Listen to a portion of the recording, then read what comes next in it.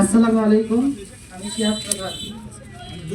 উপস্থিতি, আজকে আমরা এমন একটা সময় এখানে উপস্থিত হয়েছি যখন সারা বাংলাদেশের মানুষের মধ্যে হৃদয় রক্তক্ষরণ করছে।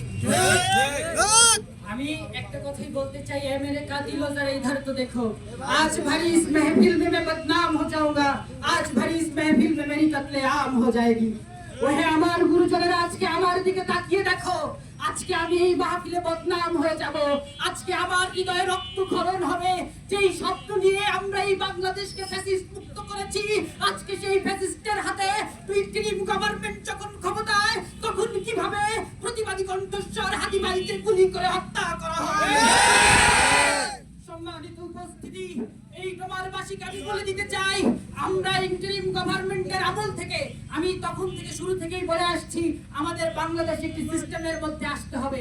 একটি রাষ্ট্র কখনো অনিয়ন্ত্রিতভাবে পরিচালিত হতে পারে না।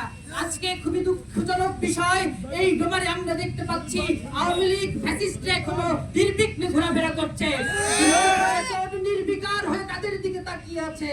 সম্মানিত উপস্থিতি, আজকে ঠিক প্রতিবাদী কণ্ঠস্বর আমাদের শরীফ ওসমান হাদি ভাইকে যেভাবে হত্যা করা হয়েছে, তারা মনে করেছে তাকে হত্যা করে হয়তো এদেশের মানুষের কণ্ঠস্বরকে বন্ধ করা যাবে। কিন্তু আজ এখান থেকে বলে দিচ্ছি, এক হাদি ভাই বলেছে ঢাকায়, কিন্তু লক্ষ লক্ষ হাদি, হাজার হাজার হাদি আজকে বাংলার গ্রামাঞ্চলে জন্ম নিয়েছে। এবং এই কণ্ঠস্বর কখনো প্রতিহত করা যাবে না, এই কণ্ঠস্বর চলতেই থাকবে।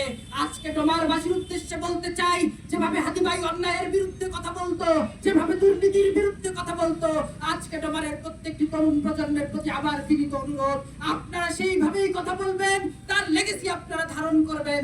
ধন্যবাদ।